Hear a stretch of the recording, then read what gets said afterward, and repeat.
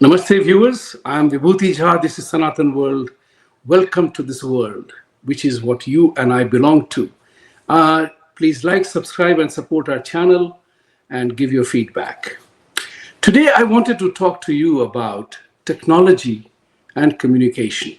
You see, I have always said that technology has brought about such tectonic shift in the way we communicate.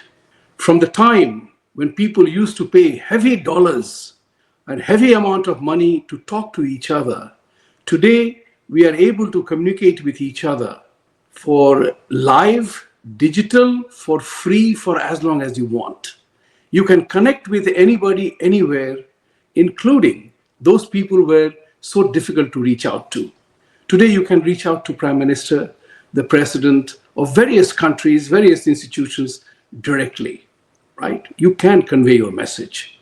So in this era of social media, you name it, whether Twitter become X, Meta related, WhatsApp, Facebook, messengers, everything else, you are now able to communicate, form groups, and share your thoughts, good, bad, and ugly, any which way you want. And we have seen the impact and implication of this one, because people are now able to become self-declared influencers, self-declared editors, writers, commentators, and what have you. But this particular thing, this is very important to know, is that two things visible to India and the rest of the world is that anybody can create a chaos by using social media. There is a very important element now we see here through the cockroach movement or the farmers' agitation. People are able to assemble in groups any number of times.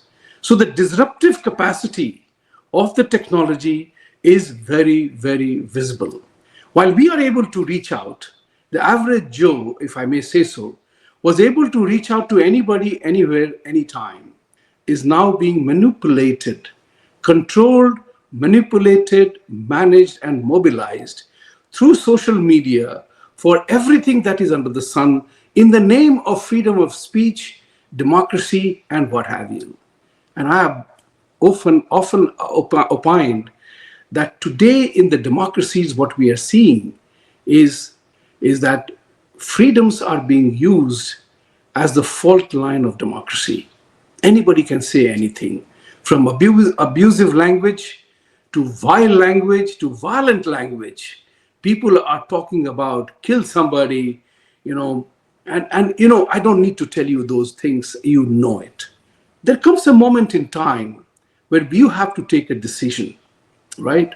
India is a growing economy, the only country in the world that can enter the G2 as a G3, China and America.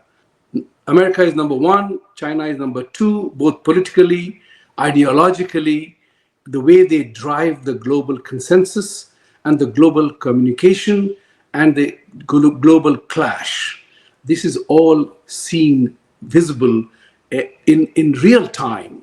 So whether it is Ukraine, whether it is the cockroach, whether it is US talking about Netanyahu being the war criminal by Mamdani, these are all matters that influence a common mind. Now, those people who are of balanced mind, they are able to see the good, the bad, the ugly, they are not influenced by that. But 80% of the people are gullible, they are soft, they get influenced very easily. And that is the group that is being targeted by the vicious elements of the society in the name of freedom. So the point of the matter which I'm trying to say here is, India is suffering because of the overdose and overwhelm of technology, the censorship, the suppression, the shadow banning of everybody who is on the right of center. And the left of center is dominating the conversation. The woke army is dominating the conversation. Communism, Islam, Marxism, these elements are dominating the conversation. Those are systems and processes. Let this be talked about. I'm not saying that communism is evil. I'm saying communism is a system. But when you try to decry the other and the opponents, then countries like India need to tighten up the belt.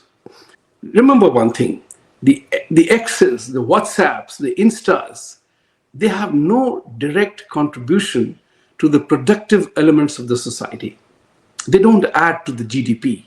And I'm saying that given what happened, while we got to know so many vicious things, I believe that the government of India must flex its muscles and make sure that people are not able to abuse the system. In addition, there is a very important element, and that element is that if you ban these elements, these X, the WhatsApp, the Insta also banned Prime Minister Modi's appeal to the youth, to the cockroaches or the Gen Zs to embrace the normalcy of life. Meta banned it. Then they apologized. My thought process is very simple. Extraordinary times require extraordinary measures. So, what if the government of India banned the use of social media in the country because they are influencers? The WhatsApps, the Facebooks, the X, where the thought process is shared, has a devastating impact on a growing economy, just like a child. When you give them the iPhone and iPad and computers, they are seeing nothing but productive elements, but you want to curtail the time they spend on the social media. Since it is a voluntary exercise, there comes a moment in time when the government must show that, hey, if you ban this for 15 days, what is going to happen? No calamity will fall. We do not as yet know how will it affect the economy of India. And that is a call that the government needs to do. Ban it, in my opinion, for the moment, so that unnecessary emotions are not stirred, violence is not created, vile language, vulgar language doesn't become the currency, ugly behaviors don't become the part of norm. Put a cease to that. Freeze it for 15 days and let the social media people who do the economics of it try to figure out what economic impact did it have on the country. Yes, for some, sharing the information will suffer for a while. But this is also important to know that a tool which is given to you cannot be allowed to be abused by vested interests. That's my entire focus of this conversation with you today. That I'm appealing to the government of India. I'm a freedom lover. I'm a democracy lover. But when somebody begins to abuse the freedoms that are given to you in a system, then you have to put an ankush, ankush lagana hai. That's what is important. And I think, in my opinion, there has to be a ban. Whether it is 2 days, 7 days, or 15 days, doesn't matter. Freeze it for 15 days. Remember, government of India, when they banned TikTok, nothing happened to the Indian people. They all found ways to relate with each other. TikTok did not collapse. Indian productivity didn't suffer. Indian social order did not go for a toss.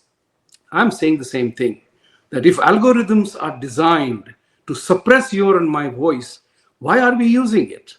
But it's also true that unless and until you convey your message, the message doesn't reach the unconvinced or the not so gullible. But it remains important. The government must show its muscle, its determination that we will not allow the vicious and the vile to dominate the conversation. And that's the purpose for which I'm recommending to the government of India to show its muscles and say that we will not allow this to continue.